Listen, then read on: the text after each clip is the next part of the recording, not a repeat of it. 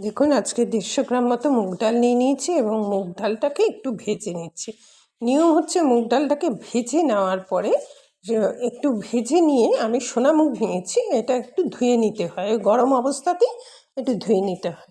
সেটা আমি এর মধ্যে মুগ ডালটা ভাজা হয়ে গেলে তারপরে আমি এর মধ্যে জল ঢেলে দেবো। সোনা মুগের একটা সুন্দর গন্ধ থাকে, তো সেই জন্যে মুগ ডালটাকে ওই ধুয়ে এইভাবে অল্প ধুয়ে নিলেই এটা হয়ে যায়, পরিষ্কার হয়ে যায়। এবার দেখুন এর মধ্যে জল ঢেলে দিলাম, আমি জল ঢেলে দিয়ে এটাকে এই যে ধুয়ে নিয়ে এটাকে বসিয়ে দিলাম। এবার এটার মধ্যে আমি জল দিয়ে এটাকে বয়েলড করে নেব।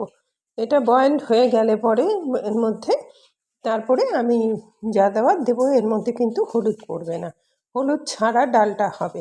আর ইন বিটুইন দ্য পিরিয়ড আমি একটু দুধ গরম করে রেখেছি, আর ফোড়নে তো সামান্য কিছু লাগবে।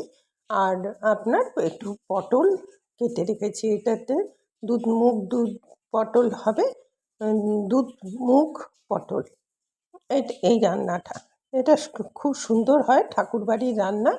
এই রান্নাটা মানে খুবই সুন্দর হয়। দেখুন ডালটা সেদ্ধ হয়ে গেছে, একটু গোটা গোটা আছে, সেই অবস্থাতে এই পটলগুলো আমি এইভাবে কেটে এটা দিয়ে দিলাম। পটলটা তো হয়ে গেল, সেদ্ধ হয়ে গেল, এর মধ্যেই সেদ্ধ হবে। এবার আমি সাদা তেল দিলাম। আমি শুধু ঘি দিয়ে করলাম না, কারণ কেন, ঘিটা পুড়ে যাওয়ার সম্ভাবনা থাকে, তাই। এবার আমি এর মধ্যে শুকনো লঙ্কা আর জিরে ফোড়ন দিলাম। ফোড়নটা হলে আমি তারপরে ডালটা দিয়ে দেবো, আর কিচ্ছু ফোড়ন লাগবে না এর মধ্যে।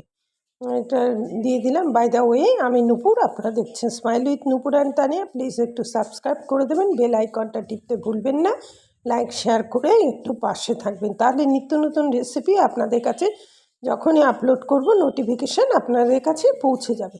এবার নুন আর চিনি দেব, আর এর মধ্যে একটু দুধ দিয়ে দিলাম। এটা হচ্ছে দুধ, যেহেতু এটা অত্যন্ত সুস্বাদু হয় এবং গরমকালের একদম পারফেক্ট রেসিপি হচ্ছে এটা।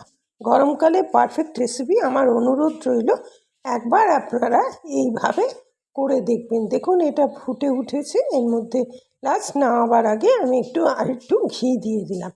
আপনি দিতেও পারেন, নাও দিতে পারেন। এটা রেডি হয়ে গেছে। এবার অত্যন্ত সহজ রান্না, রেডি টু সার্ভ। এতক্ষণ আমার সাথে থাকার জন্য অশেষ ধন্যবাদ। পরবর্তীতে দেখা হচ্ছে যে কোনো একটা এপিসোডে যে কোনো রেসিপি নিয়ে। এই দুধ মুগ পটল অত্যন্ত সুস্বাদু হয়, আর গরমকালে রেসিপি তো, এটা খেলে আপনারা জানেন ঠাকুরবাড়ির রান্নার কোনো কিছু হয় না, খুব সহজ সরল রান্না থাকে। তাই এটা আমি ঠাকুরবাড়ির রান্না দুধ মুগ পটল দিলাম। আজ তাহলে আসছি, পরবর্তীতে দেখা হচ্ছে।